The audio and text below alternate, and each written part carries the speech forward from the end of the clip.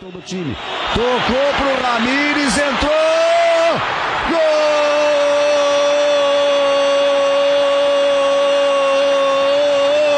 Do Chelsea!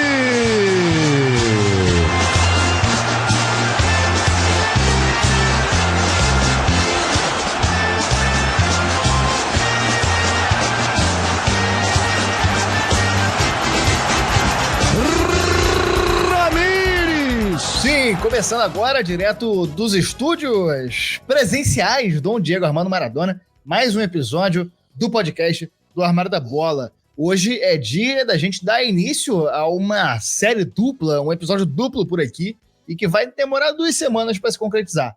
Vamos voltar 10 anos no passado para falar de Libertadores e Liga dos Campeões no ano de 2012. 2 títulos inéditos, 2 campanhas recheadas de jogos difíceis, finais marcantes e títulos para a história. Hoje falamos do Chelsea, semana que vem interrompemos para mais um episódio da nossa série 10, na outra semana falaremos de Corinthians.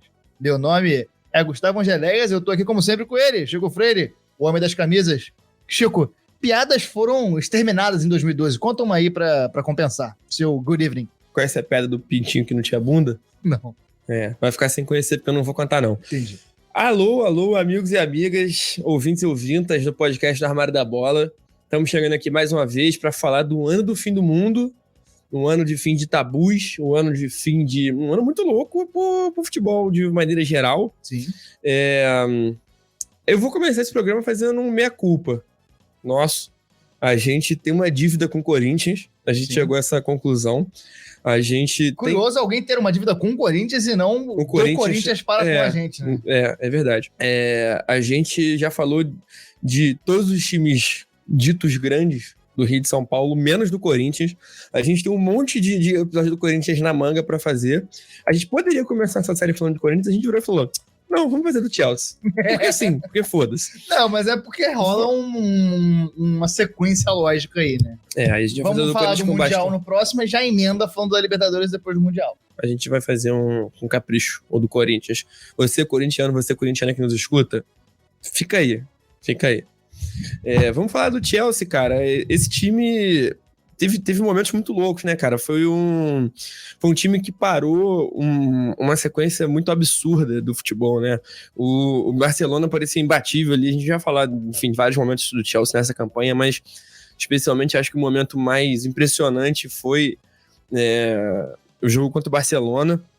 É um time que tem grandes medalhões que estavam precisando de uma consagração, merecendo uma consagração, né? A gente fala de Lampard, fala de Drogba, fala do fofo de Matteo. Sim. De Matteo é fofo. Fofo. E vamos falar desse time, vamos lá, vamos pra dentro. Lembrando que nós fazemos todas as nossas gravações, menos algumas, ao vivo na Twitch, twitch.tv/Armário da Bola. Nesse momento estamos em live e você pode seguir a gente lá, dar um follow se você tiver como. Dá um sub também, se você tiver Amazon Prime, o sub é de graça e você já ajuda a gente a crescer por lá. Se quiser ficar sabendo quando as gravações serão feitas, você segue a gente no Twitter principalmente, que lá a gente avisa as gravações, mas a gente tá online em tudo quanto é lugar, Instagram, TikTok, YouTube, e é só seguir a gente. Se você quiser ajudar financeiramente, a partir de R$5 você já pode fazer parte da nossa comissão técnica no PicPay. É importante lembrar que PicPay e sub da Twitch aí concorre a camisas, né? Exato. Prêmios. Faremos sorteios dentro de muito em pouco tempo, como diria o King Size do Rio de Janeiro. E vamos... Alexandre dos Santos Pereira, tá? E vamos à vinheta. Eu sou obrigado a falar que esse programa aqui tá uma porra. Vidro? Sabia não? Gente, o que tá acontecendo com o Vasco? Fracassado! São Luís do Maranhão! Negros maravilhosos que saem tabelando, tocando. Chelsea 2012 definitivamente não chega como favorito nessa Champions, né? Nem de perto.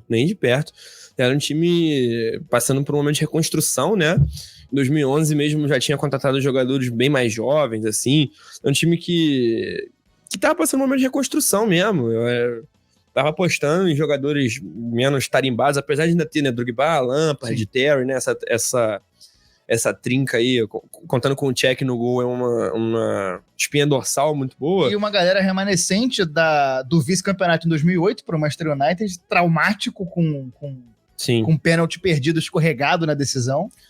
Não, e assim, o Chelsea, desde que o Abramovich chegou, né, assumiu, comprou o time, passou a ser um time de outra prateleira. Sim, realmente, um time que sempre quer brigar para ser campeão, mas estava muito atrás de muitos outros times, assim, até o próprio Manchester United, o Arsenal, enfim, poderia ser mais forte. Barcelona era o time da moda demais, assim, era o time do mundo, era o time. A seleção da Espanha voando, jogando na forma do Barcelona, parecia imbatível, né? Foi campeão no ano anterior, parecia imbatível. Bayern de Munique com muito mais time.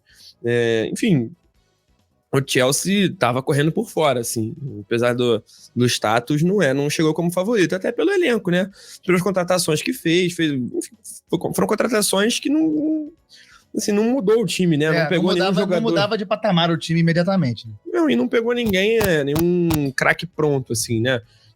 O jogador mais importante que chegou nesse começo de ano, começo de temporada, na verdade, né? Começo de temporada, foi o Juan Mata, que é um cara que era do Valência e tal, um cara muito bom de bola, sempre foi um baita armador, mas era um reforço pontual ali, né? Não era um craque consagrado, uma coisa assim. O Chelsea contratou ainda também É engraçado ver isso hoje, né? Contratou o Courtois no começo da temporada e já ainda deixou emprestado no Atlético de Madrid.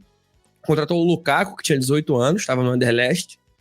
E no meio do ano, contratou o De Bruyne, que era jovem ainda também. Assim, contratações para o futuro, claramente. Não eram contratações para chegar ali já jogando. Ainda teve outros jogadores que chegaram. O Raul Meireles estava no Liverpool, um jogador para compor elenco. Não foi assim, não contratou nenhum craque, né? Nenhuma contratação de fechar aeroporto, vamos dizer assim. A não ser o atleta que futuramente jogaria no Botafogo, mais um que falaremos nesse programa, Lucas Piazon. Essa aí foi para fechar não só o aeroporto, mas também a rodoviária, o porto lá. Qualquer entrada em uma cidade de Londres foi fechada com a contratação desse atleta. Não deixa entrar mais ninguém, né? Não deixa o Chelsea contratar ninguém. E de saída a gente teve ninguém muito importante. As mais notáveis foram as promessas Borini e Jack Cork, além do russo Zirkov. Em janeiro, liberou a Anelka para a China e não para o Galo, e o zagueiro Alex para o Paris Saint-Germain. Você liberaria o Anelka? Eu liberaria o Anelka, dependendo de quem pergunta.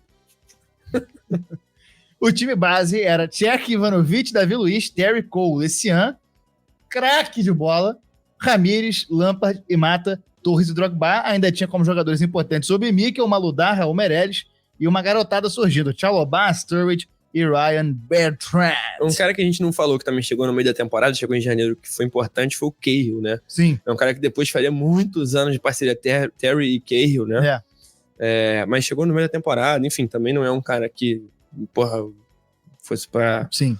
Né? Pra compor elenco. Antes do começo da temporada, quem chegou também foi o técnico português André Vilas-Boas, que além de galã, tinha sido campeão português invicto e da Liga Europa com o Porto. Tinha 34 anos, só era jovem e teve muitos méritos no país natal.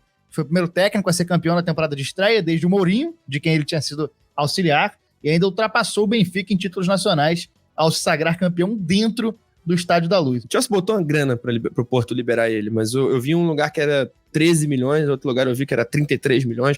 O Chelsea pagou uma bolada de qualquer forma. Uma bolada. Para um técnico, né? Ele volta e meia especulado aqui no Brasil, né? Volta e meia, quando você vai contratar um técnico português, eu falo, o André Vilas-Boas. Não, ele é um moleque prodígio, assim, ele tinha sido auxiliar do Mourinho na Inter, no próprio Chelsea, no Porto. Ele era vizinho, quando ele era moleque, ele tentou ser jogador e ele não gostou muito, ele queria ser técnico desde 20 e poucos anos. Ele sempre trabalhou como analista, como auxiliar, essas paradas. E ele era vizinho do Bobby Robson, quando o Bobby Robson foi trabalhar no Porto, começando nos anos 90. E ele, com 16, 17 anos, meio que foi apadrinhado pelo Bobby Robson. Depois ele foi auxiliar do Mourinho. Então ele era um cara que tinha referências boas aí, né?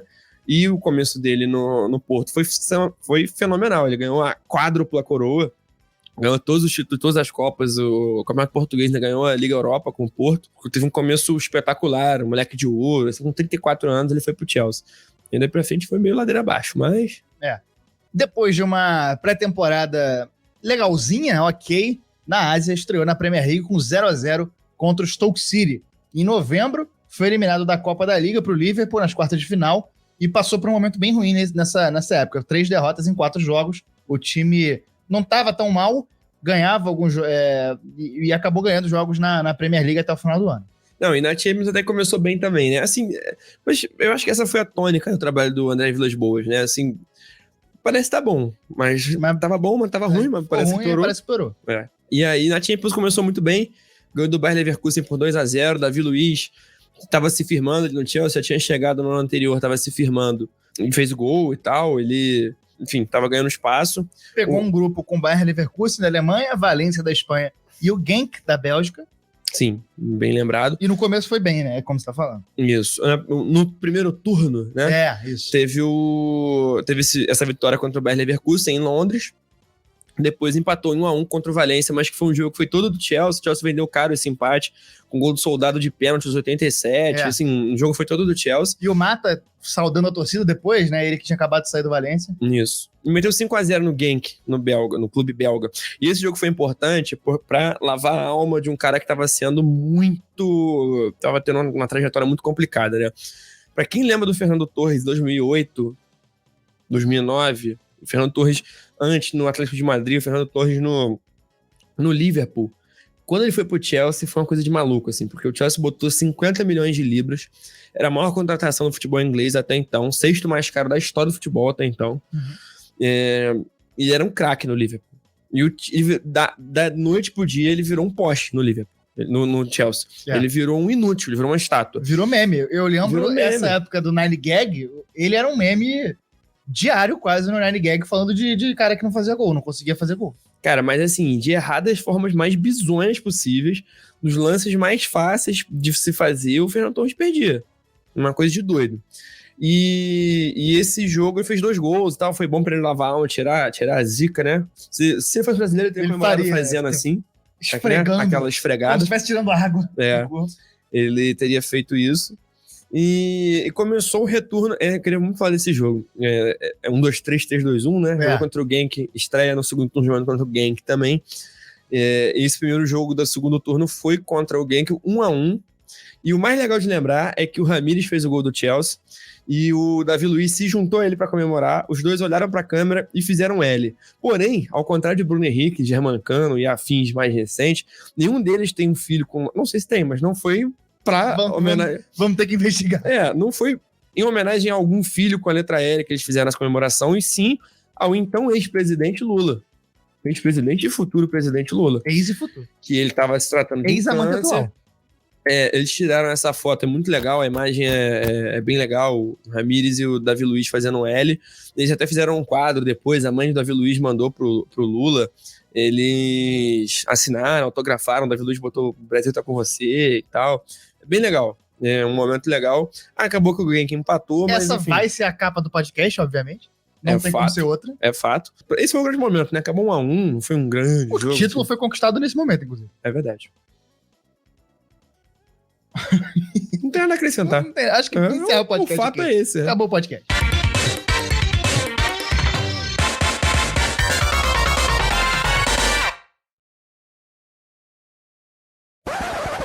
Na penúltima rodada, tomou uma virada para o Leverkusen na Alemanha, um jogo de muitas emoções, complicado também, e contra o Valência em Londres. Deu embolada, né?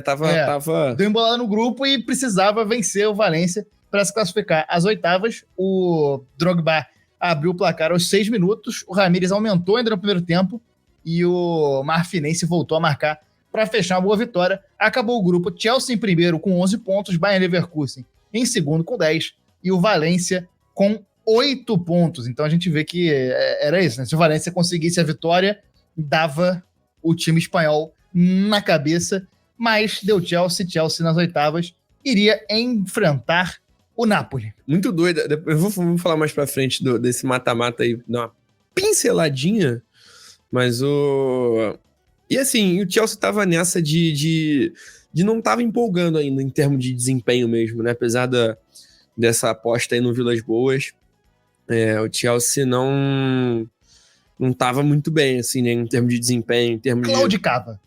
De jogo jogado e também... Tampouco. Cara, eu não tenho informações a respeito da população de Lambari no Rio Tamisa. Cara, isso é algo que a gente vai ter que investigar também. Então eu não sei se dizer se o Chelsea estava pescando bem o Lambari. Mas deve ter um equivalente. Ah, é. Lambaray.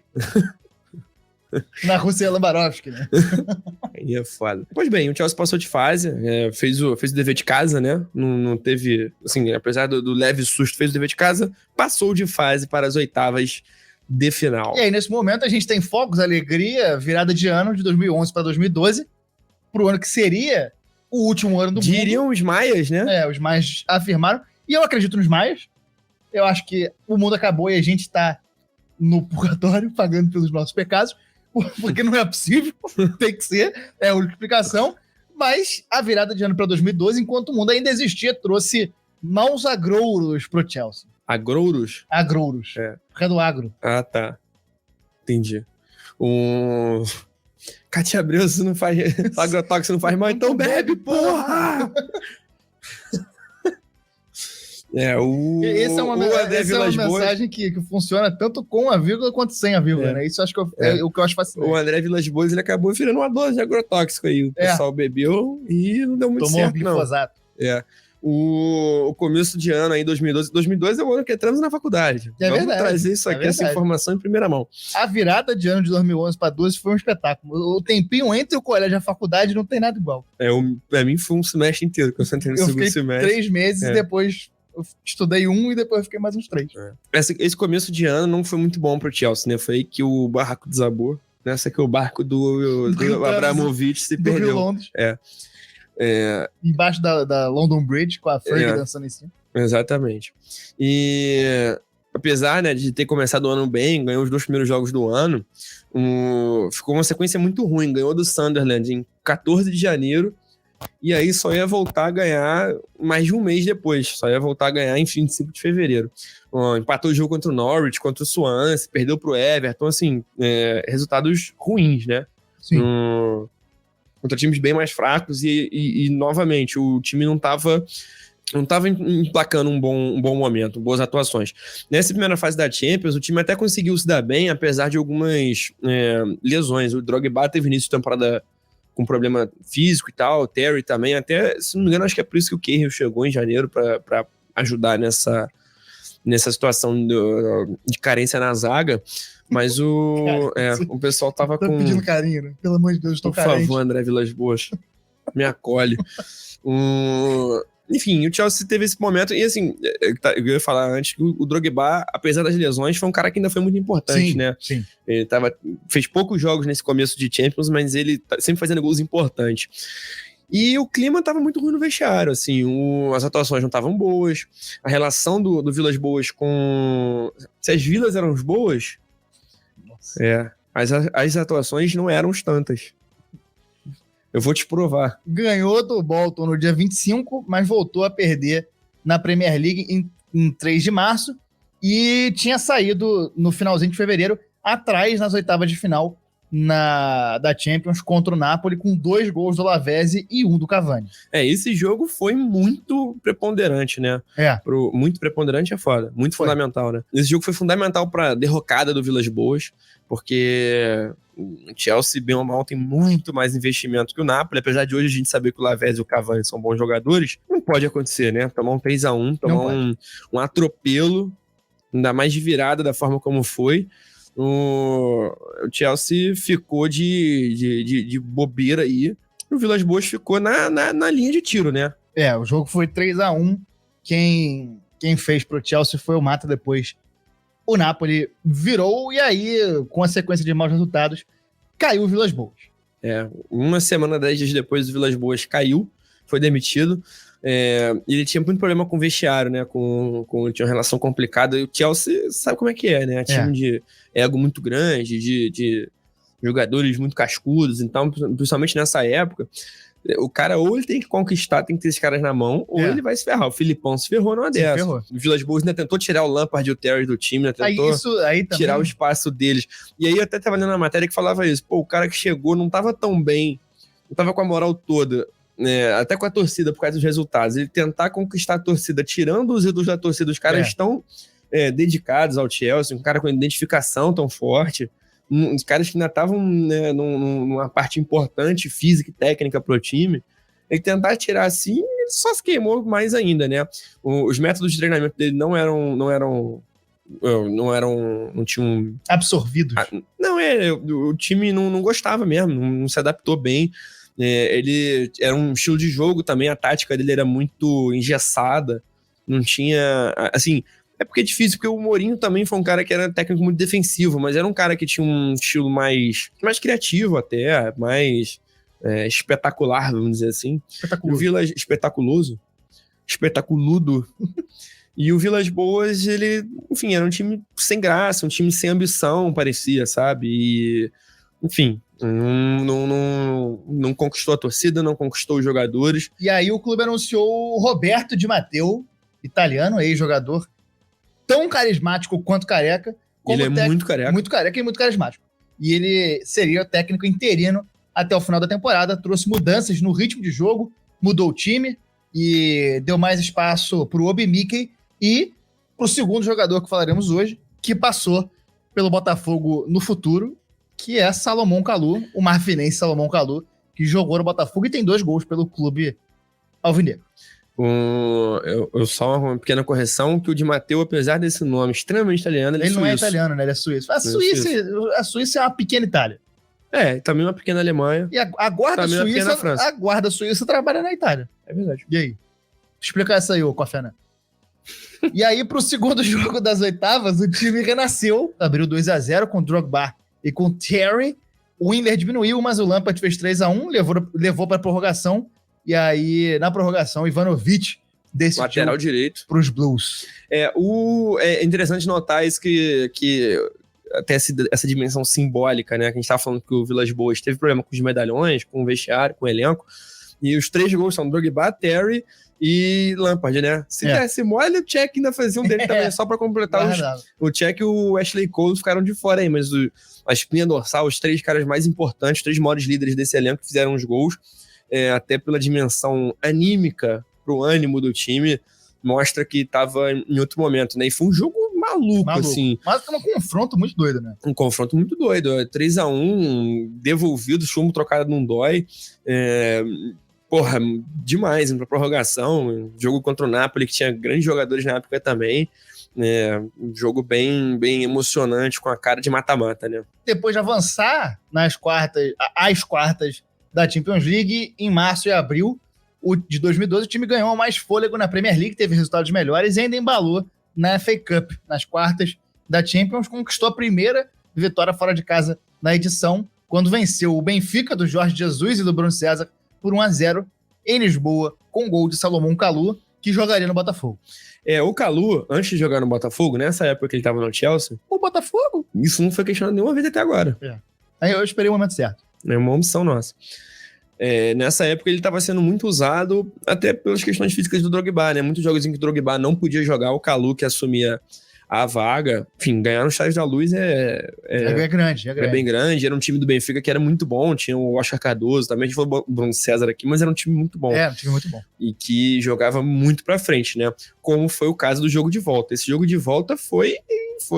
Falamos de brasileiros, a gente esqueceu de falar que no Valência quem era o goleiro era o Diego Alves. Diego Alves, o goleiro. E a loucura nessa Champions também que teve a Apoel chegando nas quartas. Eu ia tocar nesse assunto. Chipre. As quartas de final dessa Champions teve um Apoel e Real Madrid. O Apoel que eliminou o Lyon nos pênaltis. Tomou 8 gols em dois jogos do Real Madrid. Tomou 3-0 e 5-1. Ainda meteu 2 no Real Madrid. Real Madrid. É isso que eu quero dizer sobre o Apoel. E aí na volta contra o Benfica foi um jogo confuso. O Chelsea não começou bem, mesmo com a mais em campo.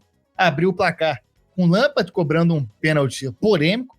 Tomou pressão o jogo todo. Benfica conseguiu diminuir aos 40 do segundo tempo. E na época, o gol fora de casa valia 2, como a gente sempre lembra aqui.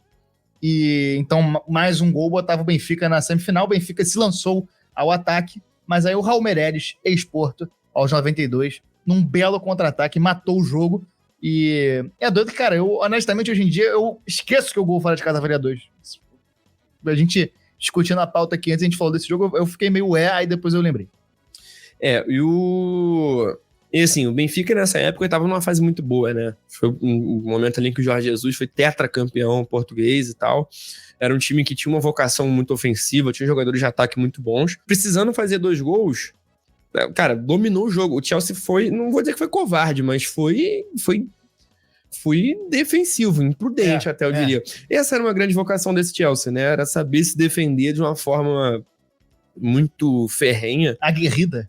Até uma marca que teriam alguns times do Corinthians que, enfim, é engraçado que o Chelsea e o Corinthians devem se encontrar no Mundial nesse ano e, enfim, de forma que o Corinthians 2012 nem era tão defensivo quanto viria a ser depois, mas enfim, 2 times marcados por times muito defensivos. E o Chelsea, cara, quase apanhou em casa, quase que se ferrou em casa. O Benfica botou bola na trave, botou o Tchek pra fazer defesa milagrosa, o jogo foi todo do Benfica, quem mereceu passar era o Benfica.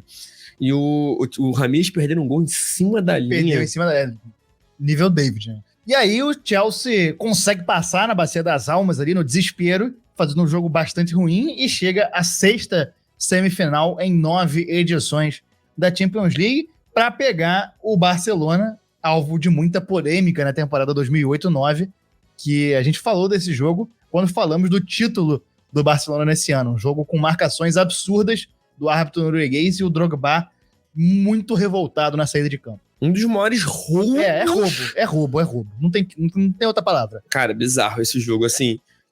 Vale a pena pegar no YouTube, procurar Barcelona e Chelsea 2009. 2008-9. Se você buscar no YouTube, todas as referências a esse jogo são o maior roubo da história da Champions League, um absurdo. A arbitragem meter na mão, porque foi revoltante mesmo. Foi flagrante o negócio, né? Não sou de defender o Chelsea. Agora, que o Chelsea sofreu na mão desse árbitro norueguês em 2008-9 é brincadeira de criança. Iriam se reencontrar agora, né? Iriam se reencontrar nessa semifinal. Barcelona, como a gente já falou, voando, né? Um time impondo estilo de jogo muito novo à época, que era esse estilo de jogo de posse de bola absoluta, Guardiola, Messi, Xavi, Iniesta, Busquets, tic-tac. Timaço do Messi também, timaço que a gente falou um pouco desse time nesse programa. Não é exatamente esse time, porque o que a gente fala em 2009 é a gênese desse time, mas muita coisa do time que perdeu para o Chelsea em 2012 tá lá nesse programa que a gente fez sobre o Barcelona de 2009, e a principal proposta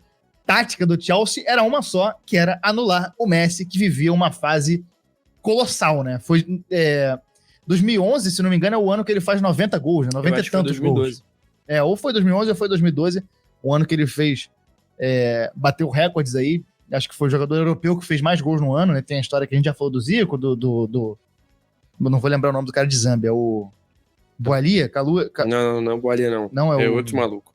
Não vou lembrar. No ano de calendário, 2012, ele fez 91 gols. A segunda metade dessa temporada que a gente tá falando, a primeira metade de 2012-13, ele fez 91 gols. Uma fase colossal do Messi. Esse jogo que a gente falou, 2008-9, entre o Chelsea e o Barcelona foi campeão em 2009 e voltou a ser campeão em 2012, né? Sim. 2011, na verdade. O Barcelona tinha ganhado 2 das últimas 3 Champions, cada vez aperfeiçoando e melhorando, né? Cada vez mais esse estilo de jogo que parecia, cara, chegou em 2012, parecia que ninguém ia ganhar nunca. Parecia imbatível. A sensação que a gente tinha era que era completamente imbatível. Era assim, a apelação, tá ligado? Quando você só bota todo mundo no 99 no FIFA, era isso, era absurdo. Ninguém sabia como contra-atacar um negócio desse. E nessa Champions mesmo já tinha sido uma parada absurda, né? Nas oitavas, passou o carro no Leverkusen, meteu 3-1 e 7-1, no agregado 10-2. Contra o Milan, a primeira partida foi 0-0, mas depois meteu um 3-1. Então era um time que parecia realmente imbatível. E sempre na ascendente, Sempre na ascendente, sempre jogando cada vez mais, melhorando muito. É um time muito difícil de se anular, né? Era um time que realmente, nessa época, depois ali, a partir de 2013, que a gente vai começar a ter formas de combater esse estilo de jogo. Mas ali, 2011, 12, parecia que não tinha resposta a esse tipo de jogo. E o Chelsea conseguiu uma resposta, né?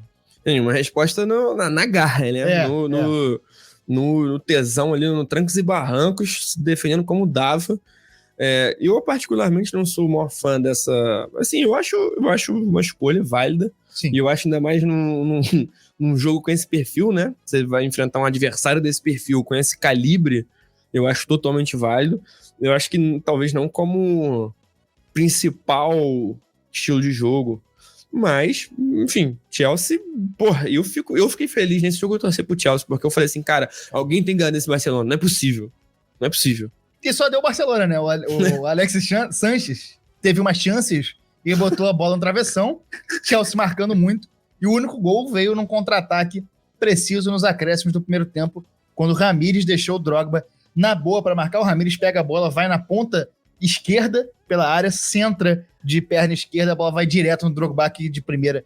Emenda, gol do Chelsea, 1-0 em Stamford Bridge. No jogo da volta, e aí é um jogo muito marcante no Camp Nou, que o Barcelona, escalado com Víctor Valdés, Piqué, Mascherano, Puyol, Busquets, Xavi, Iniesta e Fábricas, quem é plural é o Fábricas, Cuenca, Messi e Sanchez entraram. O Sanchez também é plural. Sanchez também é plural.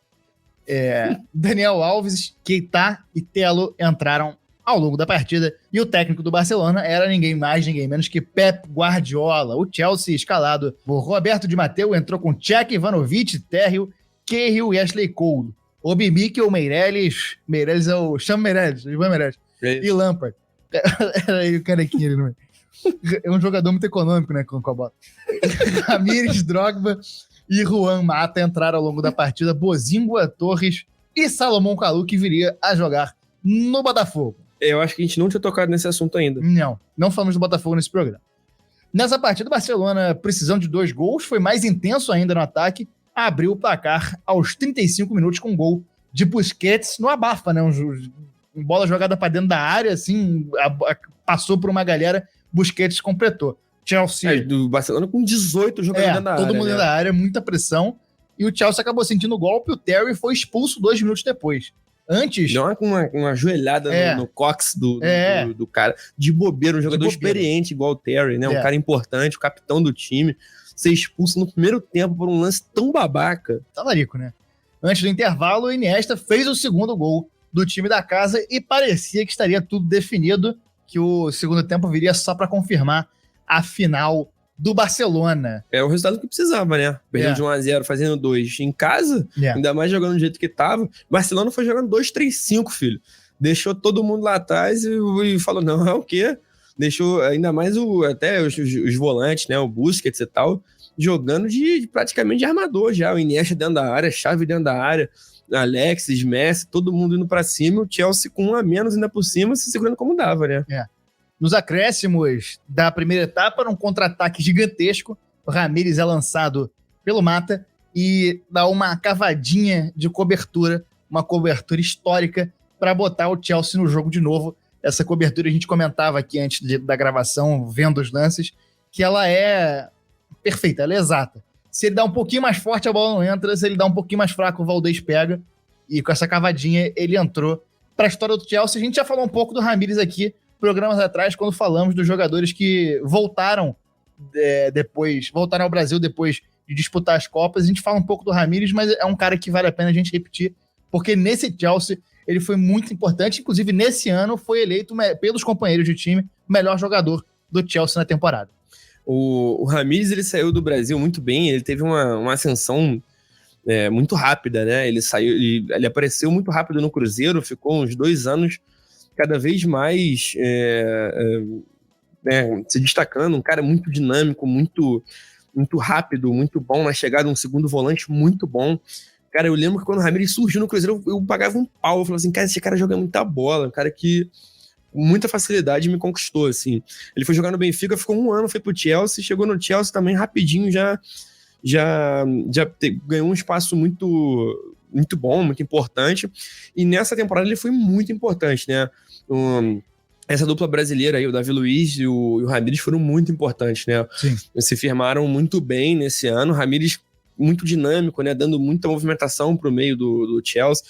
Cada vez mais...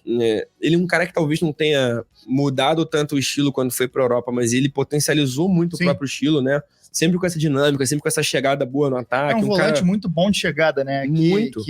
Que é diferente do que geralmente os volantes são, né? Ele é um cara que marcava muito bem, mas que não era o que ele se caracterizava, né? Era essa transição de bola da defesa pro ataque que ele fazia realmente de uma maneira genial, e nesse ano principalmente. Total, e ele chegou muito bem nesse lance para fazer um gol que é histórico. Todo mundo, o gol da campanha é esse, tem o da final, tudo bem, mas o da final é esse. Todo mundo lembra da cavadinha do Ramires para cima do Barcelona. Um passe inacreditável do Mato, um lançamento perfeito também. Que o Ramires, inacreditável. o Ramires não precisa nem ajeitar o corpo, ele só chega na bola. Agora, a solução que o Ramires encontra, bizarro. Um volante, né, um jogador teoricamente defensivo chegando dentro da área para uma solução dessa, essa cavadinha é espetacular. E esse jogo eu lembro muito porque foi... Eu já contamos aqui, né? Nós dois fizemos intercâmbio na Inglaterra em momentos distintos. Eu fiz no ano de 2012 e nesse jogo eu estava na Inglaterra. Foi o meu segundo ou terceiro dia e eu vi esse jogo num pub tipicamente inglês, absurdado com a cachaça. A garra do Chelsea. Tomei muita cerveja esse dia. É isso, quer dizer, absurdado com a cachaça. O pub do World's End. O fim do mundo. Bom 2012, E aí, esse gol, apesar de ter cara de gol de final de jogo, ele foi no final do primeiro tempo. No segundo tempo, o Barcelona voltou a pressionar e teve o jogo nas mãos de novo, com 3 minutos do segundo tempo. O Drogba cometeu o pênalti e o Messi foi para a batida, só que perdeu, cobrou no travessão. E aí o Barcelona, enfim, continuou com a pressão absurda, continuou em cima, continuou botando, o Chelsea segurando como dava, com um a menos, né, tentando no contra-ataque, e aí, na metade ali do segundo tempo, o Di Matteo trocou o Drogba pelo Fernando Torres, e aí foi a redenção de vez, né? Apesar de não ter sido o gol da classificação, o Chelsea já estava se classificando com esse resultado de 2-1, o vilipendiado, o maltratado, o escorraçado, esculhambado, como posso dizer, o manhento Fernando... Maltratado. Ele recebeu uma bola muito boa, puxou um contra-ataque muito bom, já nos acréscimos do segundo tempo, dibrou Vitor Valdés, o ruim goleiro Vitor Valdés, botou pra rede, foi um gol simbólico também, sim, né? Sim. O Fernando Torres botar um desse no momento, um jogo tão grande assim, foi legal. O jogo foi tranquilinho, né? 9 cartões pros dois lados. E vou te falar, cara, o gol do Ramires é tão marcante que eu não lembrava que tinha tido o gol do Fernando Torres. Eu lembrava bem. Eu esqueci completamente. E é isso, né? O Fernando Torres, no final, cravou a classificação. Chelsea classificado para a Alemanha, para jogar na Allianz Arena contra o Bayern de Munique, dono da casa, conseguiu chegar numa final no próprio estádio. Para quem não lembra, a Champions League já tem a final definida muito antes do início da disputa, né? Os próximos 2-3 anos aí já se sabe onde vai ser a final. E aí fica aquela pressão pro time da casa conseguir chegar, né?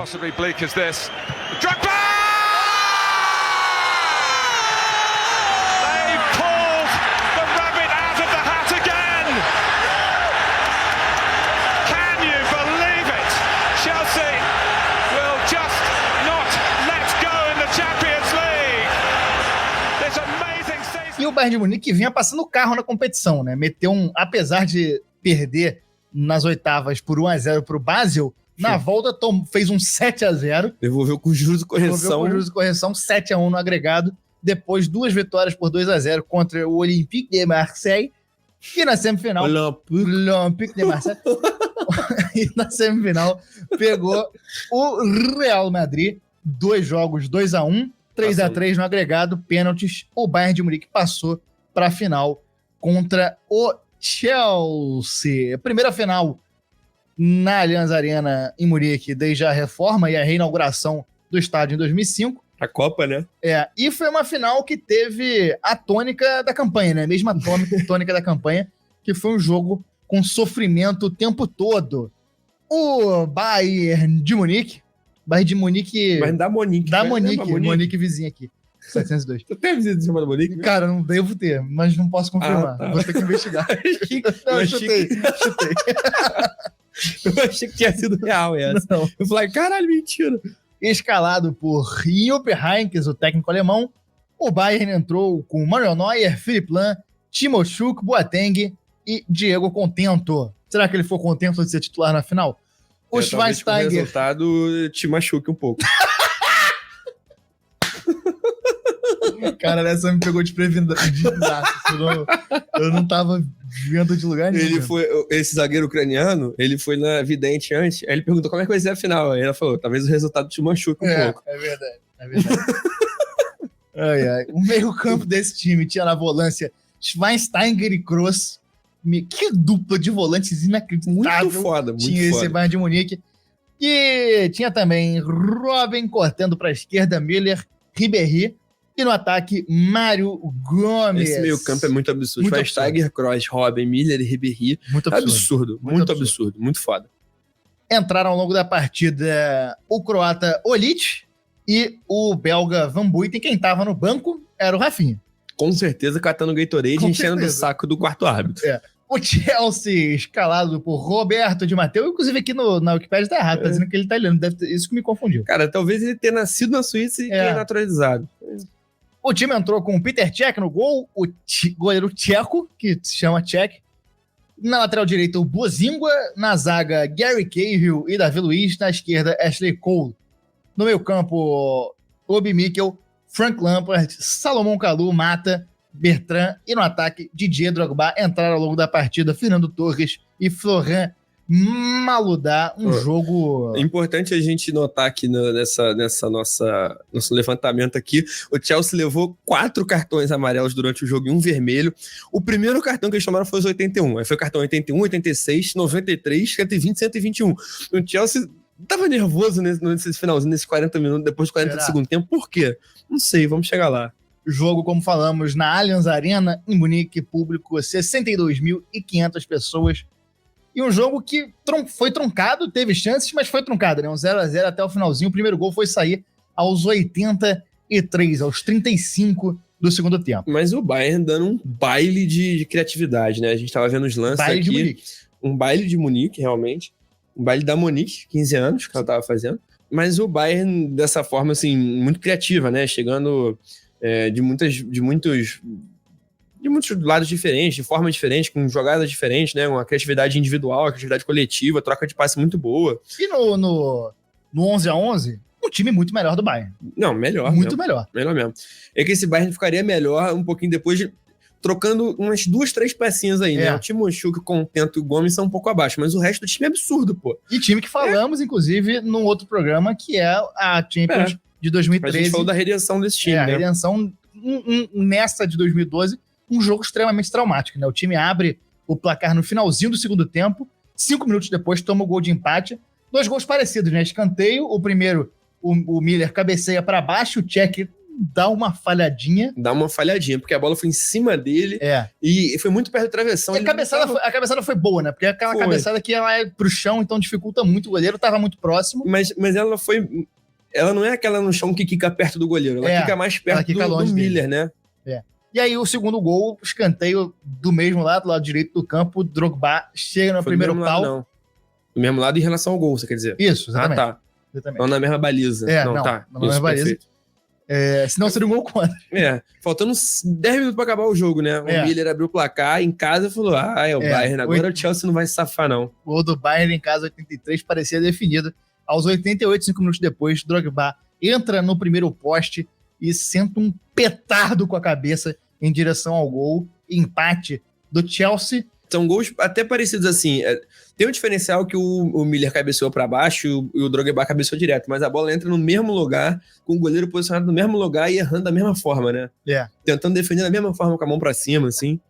São gols parecidos. 100 gols na prorrogação, vamos aos pênaltis. 100 gols porque lembra o que aconteceu, né?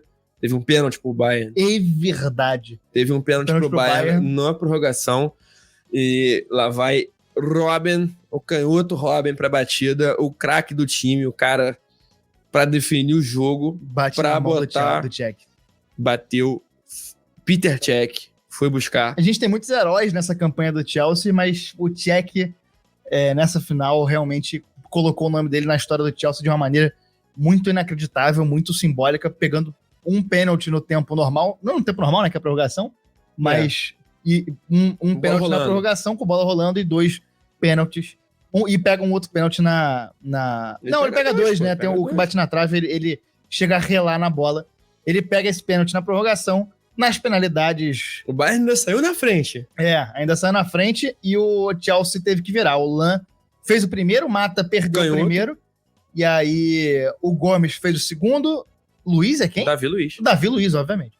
Davi Luiz bota no ângulo, uma porrada, um pênalti arriscadíssimo, mas que entra bonito. Bizarramente bem O colocado. Neuer vai bater o terceiro do Bayern e faz. O Lampard bate o terceiro do Chelsea e faz também. E aí começa o calvário do Bayern. O Olite perdeu. Canhoto. O Cole, canhoto, fez. E o Schweinsteiger, destro e craque, perdeu a última cobrança, a quinta cobrança do Chelsea. Coube a Didier Drogba. Que o Chelsea tinha essa maldição de 2008, que foi contra o Manchester United, que chegou a estar na frente. Teve um medalhão, o Terry escorregando, estando para fora. E, enfim, acabou perdendo depois. Isso foi uma carga muito forte pro Chelsea, né? E aí meio que passou adiante, né? O Chelsea dessa vez teve os próprios medalhões, teve o Lampard batendo super bem, o Drogba batendo super bem, os caras mais experientes do time, mais cascudos, mais Chelsea, fazendo deles. Enquanto que o Bayern teve o Schweinsteiger perdendo, né? O Schweinsteiger que é Bayern pra caralho, a crise do Bayern, né? Um cara, né? Cara do Bayern por mais de 10 anos aí, perdendo, viria a se redimir no ano seguinte, o Bayern, né? Teve o Robin perdendo pênalti no tempo ali, na bola rolando, e agora o Schweinsteiger meio que assumiu esse papel que era do Chelsea. E Você vê que o Robin nem bate na cobrança de pênalti. Né? Tava abalado, né? Lógico. E aí o Chelsea lava a alma, né? A importância, como a gente falou ao longo do episódio várias vezes, dos medalhões, do Cech, do Lampard, e principalmente do Drogba. Você ia falar dele, eu também gostaria de... Cara, o Drogba, que há quem defenda de maneira justa, maior jogador africano de todos os tempos. Forte concorrente. Forte concorrente, eu acho que eu não concordo, eu acho que eu prefiro o Yaya Touré, mas por muito pouco. É um cara inacreditável e muito marcante dessa época do futebol, né, cara? É um cara que tá muito identificado com esse período do futebol que a gente começou a acompanhar com mais afinco. Um cara que eu, pessoalmente, tenho um carinho enorme por ele e um jogadoraço inacreditável. Pô, tu falou Yaya Touré, aí eu discordo firme. Eu acho que tem outros caras que estão na frente. O EA, Roger Milla, o próprio Eto'o estão brigando à frente do Yaya Touré. Yaya Touré corre por fora. Salah tá na frente, enfim. Isso é o debate para outro momento. Agora, Drogba era um cara absurdamente decisivo, né? E ele foi decisivo pra caralho nessa conquista, nessa Champions. É muito simbólico que o gol aos 88, né? 43 do segundo tempo, seja do Drogba e que o último pênalti seja dele. Porque é um cara que passou por momentos difíceis, né, do Chelsea, passou por momentos que o Chelsea não estava tão bem, e é simbólico que ele seja o cara que carregou essa redenção. Ele fez gols importantes nos primeiros jogos da primeira fase, fez gols importantes no mata-mata, quando precisou dele, ele estava lá, passou por cima de problema físico e tal. Eu acho que até as quartas de final ele só tinha feito 4 jogos nessa Champions. Ele tinha 4 gols, ou 6 jogos, ele tinha 4 gols em 4 jogos, assim, ele jogou poucos jogos, mas ele estava fazendo gol em todos, sempre no momento mais importante, né? E isso mostra a importância dele pro Chelsea. Ele era um cara, além dessa campanha, era um cara completíssimo, um cara com uma capacidade absurda de fazer gol, cara, e principalmente fazer o gol no momento que mais precisa fazer o gol, né? E o que eu mais gosto do futebol dele, eu sou fascinado por jogadores que jogam de maneira simples. E o Drogba nunca foi de passar, tinha capacidade para isso, de fazer dribles complexos e passar para em cima da bola, mas os grandes momentos dele são quando ele faz o simples. É um toque na bola, é um domínio limpando o zagueiro e batendo, é um passe que qualidade destrói. Técnica absurda. É um jogadoraço. Finalizar, inteligente, fisicamente bom, rápido, é realmente um jogador... completíssimo. Um jogador muito marcante, cara. É um privilégio ter visto o Drogba jogar, cara. Privilégio mesmo. É um cara que vale muito a pena a gente fazer um episódio, inclusive. Usou a camisa 10? Não, mas a gente subverte. Talvez tenha usado, a gente não sabe. Enfim, a gente subverte. Base deve ter usado. A gente faz um episódio sobre ele, porque além da importância dele pro crescimento do Chelsea, pro Chelsea ter se firmado, né? Ele foi muito importante para a seleção da Costa do Marfim. Pro futebol na Costa do Marfim e pro futebol africano, né? O país Costa do Marfim, além do futebol. Ele tem momentos aí de unir o país depois de guerra civil, de parar a guerra. A história lá do Pelé ter parado guerra, o Drogba fez semelhante na Costa do Marfim. É um cara que vale muito a gente fazer um episódio especial sobre ele. E com isso, com a consagração do Chelsea, finalmente, né, depois de anos e anos de investimento do Abramovich, que agora perdeu o Chelsea, né, tá sendo obrigado a vender. Tu viu o trambique que ele meteu? Vi o trambique que ele Falou meteu. que ele não ia cobrar nada, agora eu falei, eu quero meu passe. Eu vou cobrar sim, quero meus 10 bilhões. Quero meus 10 bilhões. Vai fazer falta. Se ele não receber, vai fazer falta pra ele. Como é que eu vou botar a leite na mesa das crianças sem esses 10 bilhões aí? Meus outros 15 não são suficientes. Lembrando que bilionários não deveriam existir. Não deveriam existir. E esse programa tá esquerdista ao máximo, né? Falando bem do Lula, agora estamos falando que bilionário não deveria existir. E tá pouco, devia ser mais. Chegamos ao fim desse episódio vermelhinho, apesar de azul, do Armário da Bola. Falando desse Chelsea, falando de Drogba, de Lampard. Lampard é um cara sensacional que a gente quase não falou também, pra gente ver a quantidade de histórias que permeiam esse Chelsea. Lampard, um cara também que eu sou muito fã do futebol dele.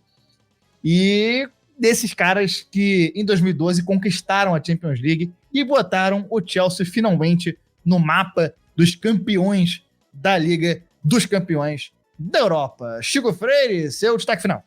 Meu destaque final eu vou usar para falar de um cara que foi importante nessa trajetória, fez gols importantes, deu uma solidez defensiva muito importante para o time, que é o Davi Luiz. Mas eu não vou falar só das atuações dele, é porque eu achei uma aspa legal aqui dele, né? O jogo das oitavas de final contra o Napoli, ele foi eleito homem do jogo, enfim, ele fez o pênalti na final, bateu super bem. E tem uma aspa dele que eu achei aqui falando sobre essa campanha, que ele diz que ele aprendeu a importância do Chelsea muito fora de campo, né? E isso ajudou ele a se adaptar ao Chelsea, ajudou o time a se embalar nessa conquista. Disse Davi Luiz. Abre aspas. Aprendi que só entrar em campo e jogar bola é pouco. Tem que entender o sentimento das pessoas, das crianças, das senhoras que torcem por nós. Busco sempre ter humildade, uma postura centrada e correta. Quero ajudar as pessoas, seja com um sorriso na rua, com um abraço ou com um bom jogo. E eu acho que são valores que o Chelsea mostrou, né? Muita garra e muita vontade de dar alegria pro povo, né? Dar alegria pro povo, era o que ele queria. E ele pode tudo porque ele fez o L do Lula fez o L do Lula com o Ramírez. Tá liberado. O Davi Luiz é um cara complexo da gente falar, né? Muitas emoções aí, principalmente agora que ele joga, né, no nosso time. Bicho, o rubro negro não tem pra ninguém. E com isso a gente chega ao final desse episódio. Lembrando que é um episódio em 2 partes.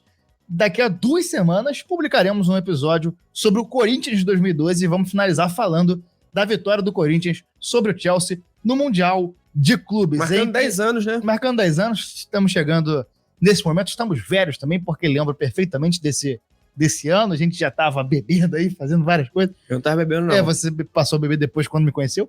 Lembrando que você pode ajudar o Armário da Bola divulgando para as pessoas. Divulga o Armário da Bola no seu círculo. Recomenda no Uber, recomenda pro porteiro que gosta de futebol, recomenda para aquele seu amigo que gosta de futebol. Vem trazer mais gente. Pô, tu tem uma reunião com os investidores da tua empresa? Fala assim, galera, o que eu tenho para apresentar aqui hoje é...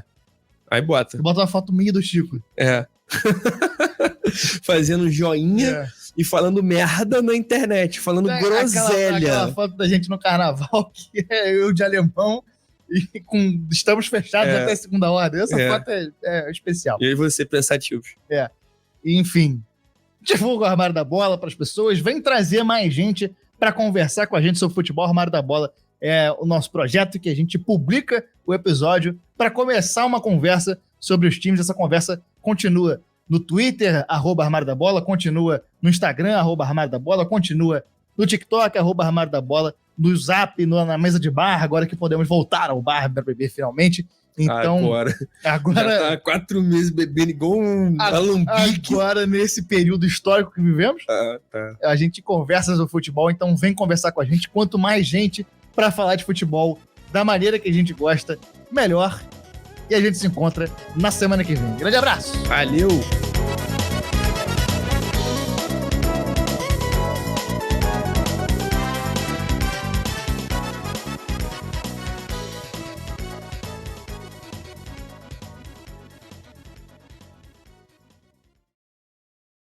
Dentro de muito em pouco tempo, como diria o King Size do Rio de Janeiro. E vamos... Alexandre dos Santos Pereira, tá? E vamos à vinheta. Pai da Késia. Pai da Késia Castro Lima. Alexandre Santos Lima. É isso mesmo, eu errei o nome dele. Perdão. Peço perdão ao King Size pelo vacilo. Espero que ele me perdoe na sua corte galáctica.